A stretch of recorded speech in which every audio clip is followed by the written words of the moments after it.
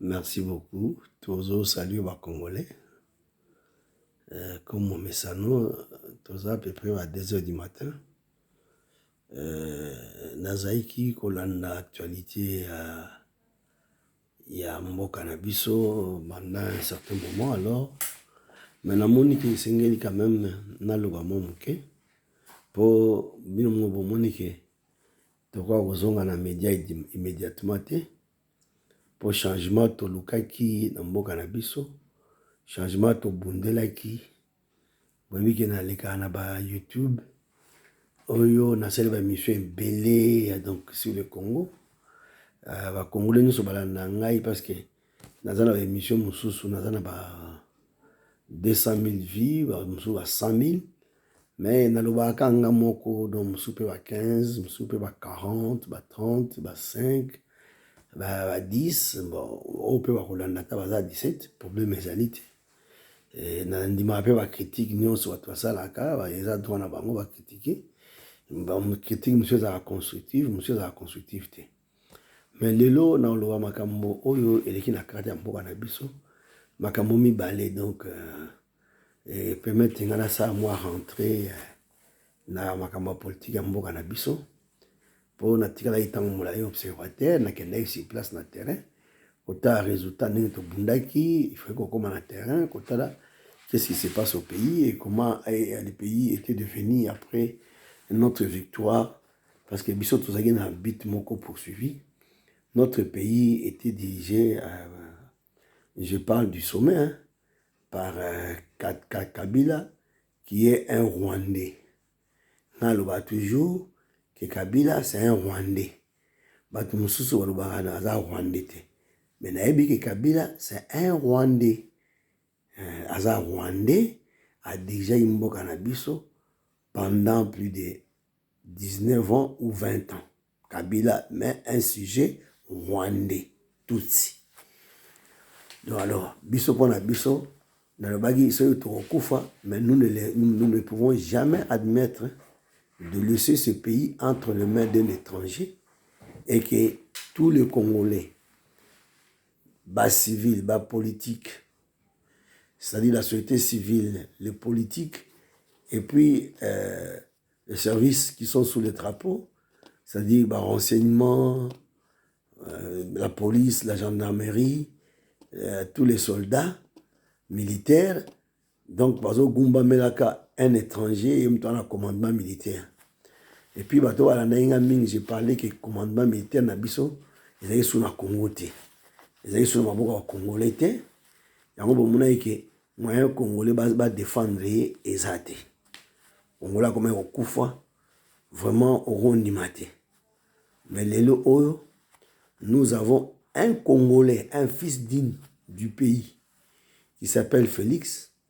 Alors, Nayango, Nandimaki, Nasepelaki, Naremesa Nzambe, Namonike, tu gagné combat.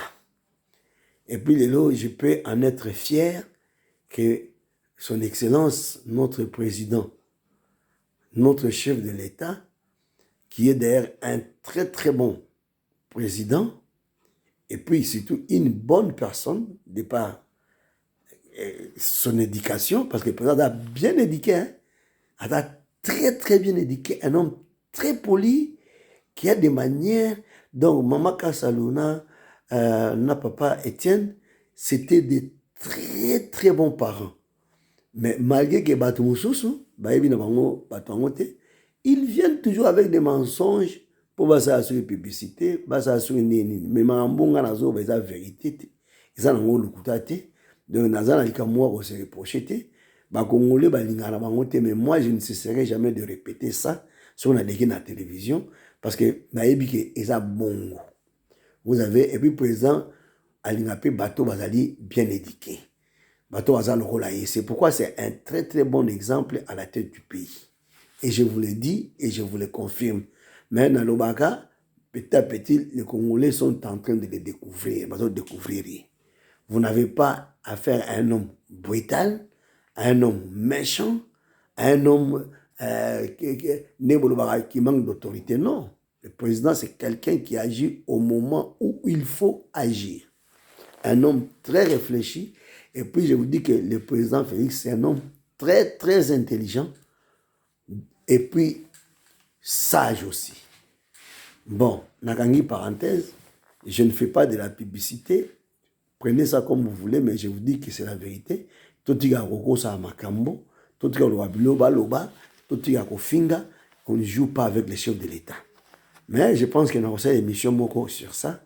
Aujourd'hui, et ce soir, ce n'est pas ce que nous allons dire aux Congolais. Nous avons essayé d'effleurer en ce qui concerne le chef de l'État, sa personnalité, son caractère, mais touchant encore manqué, ce n'est pas le but aujourd'hui, ni ce soir, prochainement. Pour l'Obélassir, la situation, il y a Kaimbi. Et puis peut-être on peut effleurer le patriotisme avec Mukuna. Peut-être on peut parler aussi sur la musique, il y a Fali. Donc, on va les parenthèses au fond, la Fali, mais aussitôt peut-être au Kangango. Mais ça sera deux sujets. Sujet Moko d'abord. Il y a Kaimbi, na patriotisme, au Tozo Lobela, na Katamboga Nabiso, au Tozo Sala, na Katamboga Nabiso, à travers l'évêque Mukuna. Premier point Nabiso Zali, le général Delphin Kaimbi. Ce Boutali est bien, ce n'est pas un homme très très âgé. C'est un officier qui avoisine la quarantaine, donc car le rôle donc l'ancien président Kabila. L'ancien président Kabila, M. Kabila, au hasard étranger, au Parlement en Europe, et l'obake, Bakendak, film ezali, au Canada américain, sous 15 jours, Baboma, Musée Laurent Désiré Kabila. Babomaye, après Kobomaye, ils sont allés chercher un étranger. Ça a été dit ici, en Europe, parce qu'il y a toujours vivre. Film ezali. Congolais, balanda film, ngapena landaki. On est allé chercher un étranger pour bâtir un moutou à mboka na biso, pour na kopier mboka na biso. Voilà. Soko yebi situation oya, moutou na moutou à mboka na biso, nous comprendre équipe na ba officiels zaki na bango pour ba pier mboka na biso. Nous comprendre équipe ba politicien na zaki na bango pour na kopier mboka na biso pour ba kende ko lukaye pour ba sala yango. Alors, l'équipe wana o zaki na ba officier militaire et ya o bazaki na ba service ya demiab, il y a renseignements généraux avec Caleb na ba force de sécurité, police, gendarmerie, unité spéciale, la force spéciale d'intervention rapide, et puis l'armée, les militaires. Bango tout bazaki au service, naïe pour piller les pays. Alors pour piller les pays, biso ba Congolais, togo ni maté tous en mokonzi, ou aye ko piller mboka na biso. Parce que personne ne peut accepter que ça soit, que quoi qu'il en soit, qu'une personne puisse prendre notre pays pour le piller. À moins qu'il y ait ça par la force. C'est ainsi qu'on avait un régime autoritaire. Malgré l'alternance, ce n'était pas qu'on avait un régime démocratique qui est passé à l'alternance. Non. L'alternance, nous l'avons arraché. Le président Félix a arraché l'alternance. À Lobango, très bien. Machine à Ngouba, machine à tomates. Nous irons aux élections et puis nous allons les gagner. Nous avons gagné, arraché l'alternance parce qu'on n'avait pas un régime démocratique qui a organisé des élections plutôt démocratiques, apaisées et qui a organisé un scrutin normal, qui respecte le code éthique et moral, le code de loi ou la constitution de notre pays. Non. Tout a été fait de manière à tricher, mais sauf que, comme nous étions décidés et que notre actuel président, son Excellence M. Félix, il était décidé à arracher ses pouvoirs. Quoi qu'il en soit, il est là à la tête du pays. Mais, en tout cas, nous sommes contents que c'est passé par l'alternative ou les élections, même ceux qui étaient fabriqués de toutes pièces, mais on en avait marre, il fallait tourner la page de cet étranger-là, dont le Parlement européen et certains milliers d'affaires politiques belges, européens, nous ont expliqué clairement, nous les Congolais, regardez dans les médias. Ils sont allés, le Parlement, c'est d'abord une voie officielle. Le Parlement représente un certain pouvoir ici en Europe. D'ailleurs, on a vu que devant ces scénarios, tout le monde a dit que Kabila a son gouvernement, il a dit blackout. Pas un seul mot, pas une réplique. Alors que dans le régime, on a droit de réponse ou de réplique. Tout le monde a dit que Baboumie sous 15 jours, Laurent Mouzé, Bagé Rozoa, cet étranger pour venir faire de notre pays ce que le pays est devenu aujourd'hui. Alors, binomo bomoni ki tango batie siko wana, bilan. Aucune bonne chose, aucun bon projet pour le pays. Et le Comoroté, dans tous les domaines, les infrastructures, l'économie de base, sur tous les plans, le travail, la formation, l'équipement, Mboka et Sali et le Omoroti, ils sont non équipés, non organisés, au Misala Ezalité, tout était l'arbitraire, l'insécurité, l'injustice, le massacre de masse, tuerie de masse, de fosses communes, jusqu'à la porte de Kinshasa à Maluku. Nous avons des fosses communes, 450 et quelques, puis Bembezaki Wan. Et nous avons vu comment de mercenaires, des infiltrés et toutes sortes d'étrangers tuaient les Congolais aux vies et aussi de tous. La preuve en est que Kamwena Sapu, ils étaient habillés en militaires congolais, mais c'était des étrangers. Nous sommes sous commandement de cet homme-là que vous appelez Kabila, mais un certain Kanambe, qui na Angola et na Rwanda. Et voilà ce qu'ils ont fait de notre pays. Alors, sikoyo, lelo oyo, tomoni, officier militaire, o azwaki, pona kosala musala o bachela qui était dans l'arbitraire, qui tuait, qui était hors la loi, qui faisait la terreur, qui ont éliminé physiquement, par poison, par des armes, par des balles létales, baboumi batu modèle na modèle. C'est ainsi que au niveau ya ONI, naba organisation internationale, on parle de plus de 7 millions de morts. Parce que Bango, on a tendance toujours à réduire les statistiques.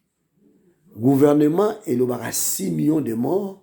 Or, en réalité, nous sommes au combien de niveau, tu vas commenter 10 millions de morts congolais. Sous les dos, il y a Mutoyo, avant na Kingakati. Avant na Kingakati kuna. Et puis Kingakati avant, c'est comme une ville de Paris, Mutumoko, alors que les Congolais ont du mal à se loger. A Otika Abiso Kingakati na Biso, Oyango Moni, c'est que le père, il y avait une chanson célèbre qui disait Zongi Saye na Rwanda, qui est une invention des Congolais, Mpasagi Nzembowana, Zongi Saye na Rwanda, Azonga na Mboka na ye. Mais, na oa Saye na Congo, biso tolobaye a kozalaka présidenté na Congo, et puis ça sera le dernier étranger à diriger notre pays. Nous avons accepté, parce que son nom de Joseph Kabila, il est un fils rwandais, mais adoptif à Mouzé. Parce qu'il portait ce nom-là du vivant de Mouzé Laurent Désiré Kabila. Et nous savons ce qu'il faisait pour Mouzé Kabila Pesaye Kombo, Asalaya Komamouananaï. Nous savons, nous allons expliquer toutes ces choses dans le réveil patriotique aux Congolais. Il a détruit toutes nos entreprises. Permettez-moi.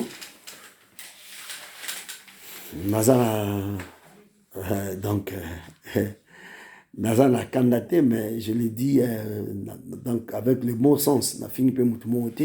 Je dis la vérité. Donc, alors, compatriotes, à peu près 2h du matin, 2h20. Donc, c'est une réalité. Alors, équipe militaire Zagi Nango, Yango et Salaïki Kabila n'avaient pas un régime démocratique, mais un régime autoritaire. Régime autoritaire, c'est-à-dire le régime oyo est respecté la loi morote à Mboka. Parce que Mboka est dans la loi oyo, babengi loi ici à code pénal, c'est-à-dire si on a sali mabe, baokati la peine boloko et tout mounaye. Donc, il ne respectait ni le code pénal, ni la constitution, ni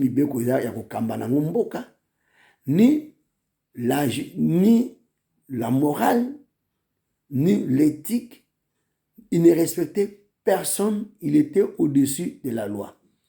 Un régime autoritaire est un régime dictatorial, même si on peut nuancer. C'était un dictateur étranger établi à la tête de notre pays comme chef de l'État. Et il est le dernier des dictateurs congolais. Il n'y aura pas un autre dictateur, il n'y aura pas un autre étranger. C'est ça, réveil patriotique, parce que nous voulons, avec cet homme, nous avons perdu notre dignité, mais avec son excellence Félix Tshisekedi, nous avons récupéré notre dignité. Il nous réinstalle dans notre dignité d'un peuple du monde. Alors, Yango, sur le plan militaire, au régime autoritaire, Azonyoko la Congolais, à partir de militaire na Ewana, officier, et puis, civil pe bazalaki. Civil bazalaki, oyo, bazaki na parti politique na ye, ou bien bazo tangambo na ngambo, batikaki bangwana, po bayibaka, basala oyo so balingi, mais à condition de soutenir na action nde bato nde bazaki neti ba faux politiciens, les fausses élites, c'est-à-dire bato abwanya ya mabe o bazaki ko sa na ye. Alors bato les causes bato ba trahir mboka na biso po bazaki ba congolais. Ba cause bato sus oyo ba kene na ba ke basala musala, bazaki ba professeur banini, mais ba ko découvrir réalité ou bien à la réelle politique ba découvrir nembo que soko kambama parce que moi bazon ngasima parce que soko zongi sima poison ou bien arobomayo bazaki na ba bengi épée de Damoclès na mutu, c'est-à-dire mutu mabe achiolio munduki na mutu na yo so osaka na ozongi sima otosi olandu yo yipsote alobi pono yaki awa abomiyo ndo monde to komaki na bande ko so ba congolais mais bazo sala à son service. Les Congolais de service. Mais les militaires, ils sous drapeau, les militaires naïe, les chiens de garde naïe, les loups naïe, les scorpions naïe, les nyoka naïe, pour na kosnyoko la Congolais ko buma bango, pour na yatikala à diriger mboka na biso par défi. Mouton avant na kinakati. Alors, parti mosusu sikoyo, ezali ya bato yo, bazali ko critiquer ye, mais il fallait appeler sa bango place et pas na ye, mais baza ba congolais, c'est-à-dire venant de différentes classes ou couches sociales, Batwana, bandai koya pa na ye, bandai ko critiquer, akokende ko somba bango, na ba côté ba professeur, na côté la société civile, na côté ba parti politique, soka sombi bango, bandai ko benga ba communicateur, ba agent propagande na ye. Ba yebi kaza mabe, mais ba ke kuna moyena mbongo. Nde o ba communicateur. Ba communicateur zeki musala bango zeki nini? Ceux qui sont opposants, même à l'étranger, même dans la mboka, bango bako telema, bako s'opposer na bino ba Congolais, bino mongo ba Congolais, bazo kabola bino bazo s'opposer, parce que bango wana ba communicateur, ba bande ko ya ko répliquer te sur bolobi. C'est tout à fait un jeu na démocratie, hein, c'est un jeu normal. Que sur muta lobby, oya penayo na contre-opinion, oya ko lekape na média, les droits d'expression mutu nyonso. Dans le droit de réponse sur la balobi boye à quoi peut répondre et ça dit opposition sur le likambo est correct que bazo ba mbongo mboka za bien té bango bakoya bando ya ko répondre té mais il venait pour menacer les Congolais. Nous avons des preuves ya maloba na bango ndo bomonaki so ba Congolais balobi non ba sali bo bango balobi que ce ba yibi 200 millions ba yibi babi so ibo meyi osimba mutu ayibaki mbongo wana so 800 millions tokotia mboka tokotia des zones na kati ya mboka donc tokobrile mboka donc bamene koya komenace biso bamenace yango ebandi kala mingi kala penda tous les anneaux basalaka menace et puis so basali menace ils n'hésitent pas à passer par des actes boko marché te bo marché babomi bino olobi babomi yo parce qu'ils venaient menacer et mettez leurs menaces en exécution. N'est-ce Chadar a menacé, puis à l'objet que Barotia menace en exécution, Bagoran de Mboka Nabiso ingouvernable. Vous savez, Baoubé Balobi que ce beau menacé Biso, Toko Zonga, après 17 ans, Toko Zonga, Toko Sala Koutko Leko Tosa il a 17 ans. Mais Biso va congolais tout le que Bogozonga Ti. Bozagi na armée, Bozagi na bilon so Bogozonga Te, pe Bogozonga Te, pour armer na biso. Hein. Groupe, à part groupe ya bato yo, bande ko sa terreur, ba yebani. Parmi bato wana bazana ba sanction, na zo expliquer bien, bazana ba sanction, na gotanga ba kombo na bango ate, bazana ba sanction américaine, des sanctions européennes, et puis même na kati ya mboka, ba plainte ezali, ba fait na bango ezali.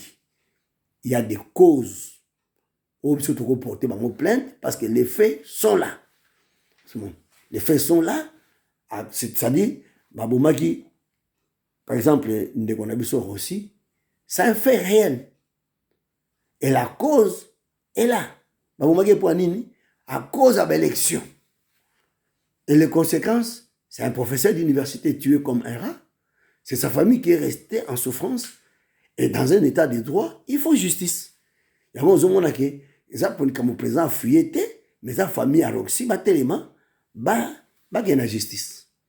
Il y a par exemple Laurent, Musée Laurent de Kabila, les faits sont là. En exil, si Kabila, Joseph, alors les faits sont là et les causes sont là aussi. Ce sont les causes que Kabila les menacé. Kabila les a tués. Kabila a confisqué tout leur héritage. Marié Kabanda Kolanda Bango en coulisses après la menace pour éviter que Bazana passi pour ne corrompre Bango Bazomambon. Tout ça total à té, mais Bana Kabila, Bakoya na justice, ceux qui Bango Baza Bandekona Laurent, et puis Mouza Zali wana corne tout ça nango, to bimisa ba elema Aden naye, roi Belgique wana balobaki ke abota mwana moko ya pembeni awanganaki. Mwana nasali examen Aden, roi parce que c'est un pays de justice, basali ba ndenga zana ba bengi ba bengi l'hôpital, ba monsieur Makila ba jui Aden naye ba comparer, azali ko buka lokuta, mwana nazali mwana ye, ba reconnaître mwana ba droit, mwana nazali usa elle fait partie de la famille royale. Alors Kabila azali président et azali roi, la justice ne peut pas combattre à conseiller le côté parce que Parlement et que ça ait immunité en tant que sénateur. Immunité, et a eu l'occasion de que ça la mabe. Bande connaît sur 5 héritages, il faut appeler ça. Bande connaît sur le biga de qu'on a bangoté, to yeba. Donc, to finir de justice, to justice et ça la moussa nango. Ba plainte ko pesa ma ndenge sengeli pona yewana to kolanda d'abord Zoé na Jeannette bon baza bande ko na ye et après to ça la comparaison à Aden na yepi.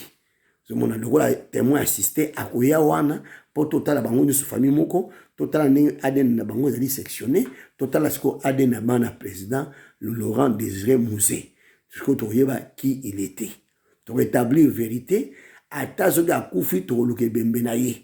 Donc, la yango, biso to aba congolais, to lingi yango, nous voulons ça. Président Akoyoka biso, Ozoanda biso, aebi keza bongo, to la yango.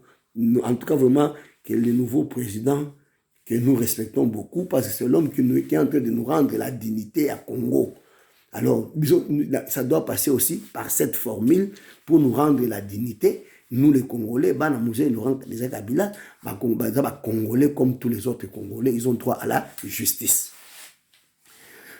Alors, c'est quoi tout le monde qui Moko na bango, on a qui chargé à sécurité à président de la République. On y va par renseignement. Nyons, renseignement militaire. Pour président, Bakenge la kena ba militaire, so boye bati. Au quotidien, dans la police, mais la méthode de la Kaye. Kaïm Bezaki, il y a chargé, il y a renseignement militaire démiable. Donc Kaïmbi a émis tout ce que Kabila sali comme coup na Congo. Na période où il y a sorti post-one.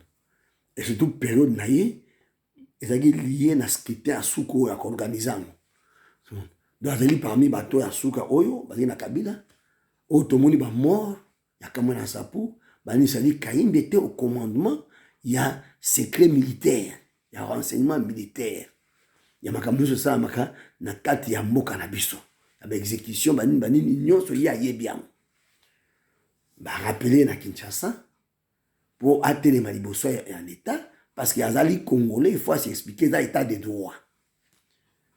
Tout le monde va expliquer ce que interdisant les habillements. Il fallait les cas s'expliquer. Tout le monde qui a Koufi, a se tiré balle dans Moutou, et à l'ibissoté. À sa crise cardiaque, et ça l'ibissoté, et à l'ibissoté. Mais à ça, Congolais, le corps Congolais, nous sommes Koufi. Mais c'est que nous allons demander qu'on fasse des enquêtes, parce que tu as vu que c'est l'état de droit, qu'on nous explique qu'est-ce qui s'est passé réellement dans l'Iouanaïe. Parce que c'est un des fonctionnaires de l'État à beaucoup de bongoté. Et puis,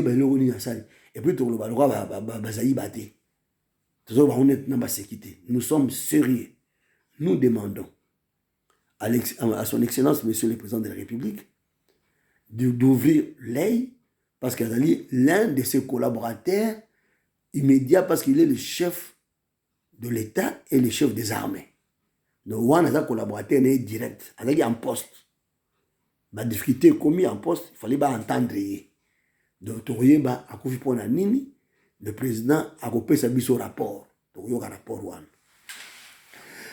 Donc, l'équipe, c'est que tu as analysé pour ton dossier dans l'État, mais tu as dit il y a pour éliminer, pour bomber secret. À qui est-ce que ça profite les crimes? À Kabila. À Kabila. Bon, pour le moment, tu as incriminé mon tête, tu as réfléchir, mais tu as musicate. Tu as enquête, et éclairage, et puis nous allons voir comment orienter notre pensée. Voilà. Si vous êtes par exemple, musique que ça a mis la carte en France, il a fallu. Tout le monde va combattant. Je connais tout ce monde-là parce que je connais tout ce monde-là. Mais Batouana, Bazo Mibenga, va combattant les lots, Babouki, Batumbi, Biloko, Awa. Bon, Balabi qui va à droite parce que manifestation, Babou qui le préfère dire non, après ça, on doit manifestation. aboye ko accorder bango droit manifestation aboyaki. Avec un droit ça recours, nous sommes en démocratie, c'est un pays démocratique. Où il y a un pays d'accueil tout vendu. Attends ça manifestation les cambotés, mais il faut quand même suivre les lois. Mais dans le fond la parenthèse mo pour na yebisa bango. Biso tozali na bango. Mongolo héritier ngabeta concert na lekaya na télévision, nazali na babin, nazali na ba combattants belé. C'est moi qui ai fait la première déclaration où nous avons engagé toutes les églises. Moi, pasteur Marcel, nous avons engagé toutes les églises pour hériter à la musique et puis hériter à la musique. Nous avons totalement une méthode, il y a résistance au bagarre au sala pour musique et c'était un succès. Mais il pour nani parce que nous avons fait un constat à la poto. D'ailleurs, ce n'est pas Boketu. C'est notre combattant et des pestes au Akoufa à Londres. Il y a ça idée oyo. Il y a batouana tant que mbozo marché te, toningi distraction a te, toningi musique te, toningi batou régime wana te dictatorial, ozaki oligarchie, ozaki régime autoritaire, bayaka awa, ba officiel wana, bazaki menacé bango nyonso. Na batou bande osala bango, on a numéré awa, ba militaire, quand mazaki azaki tabassé awa, ba kale bazaki tabassé awa. C'est-à-dire, équipe militaire, équipe civile, équipe politique, c'était notre combattant. Il y a eu des personnes dans Londres, comme ça, Idéwan. Aujourd'hui, Mukendi n'est pas là. Il n'est plus. Il n'est pas là, mais Mukendi n'est plus. Mais ses idées sont là. Donc, Mukendi n'est pas là, mais il y a ses idées. Mais en réalité, Mukendi n'est plus. Parce qu'il ne reviendra jamais. Mais par contre, l'idée, il a dit bon, jusqu'à ce que na moto mboka na biso on mettra un Congolais. Mukendi amoni Congolais wanati. Avant l'itinae et abouti ndenge azaki pensé nae. Tomoni akufi. D'ailleurs il faut pas éclaircir sur makambali wana bon, c'est une autre parenthèse au fond la montée. Mais combat nae il fallait se ici là. Donc il fallait ta musique. Ba musu ba jiba ko beta musique. Pour ce que tu as combattant, ton dimi va mettre la musique na bango. Parce que Moussa na bango. Pourquoi? Parce que dans Mboka na biso, nous avons un Congolais à la tête du pays. Combat, opposition, combat terminé, résistance terminée, mais allez faire l'opposition au pays. Ton dimi que opposition ezal. Chef opposition azali. Si vous appartenez à l'opposition, c'est votre droit constitutionnel. L'État vous permet. Beaucoup de ça opposition à Katamboka. Tout ce que vous voulez faire ici, allez le faire au pays. Qui va arrêter Boketu au pays? Personne. Qui va arrêter au Moussou Mouninga à Mandefa? Personne. Mais tout le monde a dit que le même Falio Babundisi Lelo, tout le monde a dit qu'il va négocier naïe, film ezali. Habit pesa biso autant, biso moto bini to le Congolais. Il paraît que cette fois-ci, fallait habiller, je ne vous donne rien, pas même un seul billet, mais na robette. Parce que l'île n'est pas Congolais, à l'habitant, besoin de des changements, besoin de pouvoir établir des changements. Il y a un bon enregistré sur ton dimaki, mais si tu changement, ça vient en boca, tu obéis ta musique. Donc, si Ghana, à moins que on réfléchisse à mutu na ote, aux ans à raisonnement, au Singapour, aux ans mutu à haine, aux appels congolais, aux ans mutu à maël mabe, ou bien aux ans batu, oh, il y a deuxième république. Bato Mobutu. Parce que Bato Mobutu, nyonso, bato yi ba tribaliste. Mobutu a déjà mbo comme un grand tribaliste. C'est Nwanda qui l'a dit. Na ba militaire, Bobo Sanate, Likulia, nani, Baramoto, Nzimbi, Maele, Nwanda, bato yi ka bikolo moko. Bango nyonso na douane, ba futarate. Électricité, ba futarate. Elo mote. L'état bisika nyonso l'état ezali bato Équateur agi tribaliste kapo na kokosa azui mo bato ya bandambi ya ba Congo mutu moko mais ba nyonso ezali bandeko na ye na bana bandeko na ye. Il a déjà un pays, c'est Nwanda qui a dit film ezali na ochela bino so bonito ochela bino. Nwanda lui-même yo comme pas Nwanda que nous soit facture ya mayo que nous déposer que nous bien facture ya courant ya SNEL ne ba robeta Nwanda mo hebi. C'était l'imposture. Et moi, je n'était pas serviteur de l'État. Il était serviteur, il y a Mobutu. Alors, tant que nous avons profité, nous avons répondre depuis na Congo. Mais le rôle, c'est comme mon père, Ayaki, Et comment est-ce qu'au sujet, sangana pour te bengana mopaye. Mais ils sont coupables aussi. Parce que tout le monde est ba dignitaire ba yiba ba sala ba comment marcher ba comment la bilamba vert. Donc pe ba tu as ba deli ba se retrouver ba tu as région moko. Je ne parle pas de tout l'Équateur. Na Mongala non, je parle de ces gens-là ba tribu à Mobutu, ba ndeko na ye. O azo déjà mboka. Quelques Mwandi na quelques bateaux ya Koptaki ba comment ki ba na ye mais ba za ba tu Équateur kaka. Parce que Mobutu a dirigé le pays comme un chef de clan ou bien un chef de tribu. Et nous avons les preuves.